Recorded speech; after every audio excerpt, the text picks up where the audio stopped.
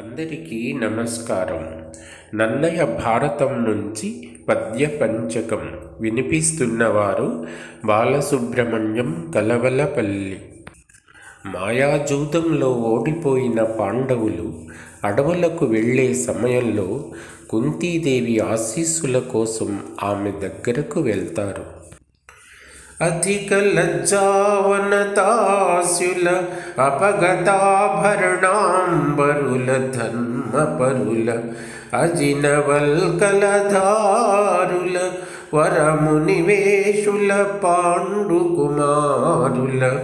భానునిపుల చూచి దుఃఖితయై సుతులార ఇట్టి దుర్వ్యసనోపహతులైన వారి మిమ్ము చూడక ముందర సురలోకమునకేగి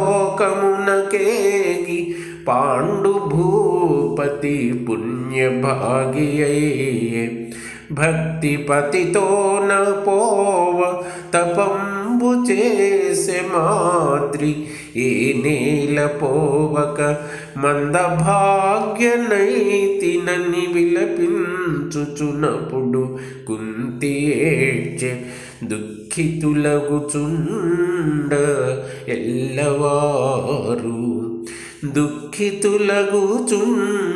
ఎల్లవారు వీరలిట్టుల నాథులై మునివృత్తి నుండెడు వారెహా ద్వారకాపురనాథ కేశవ దైత్య భేది భవత్పదాంభోరుహాశ్రితులైన వీరల పూనికావక ఉండగా ధారుణీధర నీకు ధర్మువే ధర్మ నిర్మల మానస ధర్మ నిర్మల మానస అమిత సత్తులు ధర్మమూర్తులు అహర్పతి ప్రతిముల్ రిపుద్రుమహుతాసనులు ఆపకేయుడు ద్రోణుడు విదురుండు గౌతముడు నుండగ ధర్మ మార్గము తప్ప పాడియే పాండవోత్తములు రాష్ట్ర నిరాశ యోగ్యులే ధార్తరాష్ట్రుల వంచనన్ ధార్తరాష్ట్రుల వంచనన్. అడవులకు వెళ్ళే సమయంలో అర్జునుడు ఇలా ప్రతిజ్ఞ చేస్తాడు.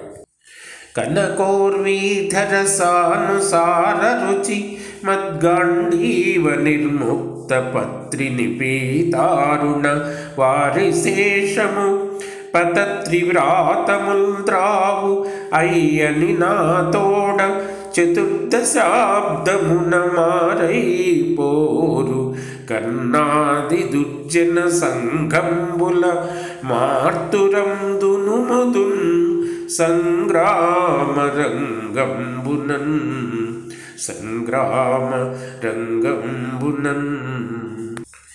పాండవులు అడవులకు వెళ్ళిపోయిన తరువాత హస్తినాపురంలోని పరిస్థితి ఎలా ఉందో ఈ పద్యంలో వివరిస్తున్నారు.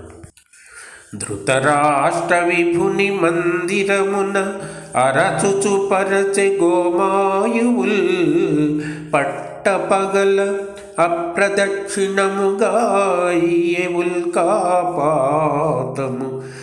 అపమేఘమై ఉన్న అంబరమున విద్యుత్ సహస్రముల్ విలసిల్లె మరి రాహు పర్వంబు కాకయే భాను పట్టె భూకంపమయ్య అప్పుడు సభాంతరమున నరులెల్ల వినుచుండ నారదుండు పల్లికి అద్భుతముగా 14 భారతాజియకు అపార వీరులైన పాండవులు జయం బందుదురు భీమ మఘవసుతుల విక్రమమునను చూ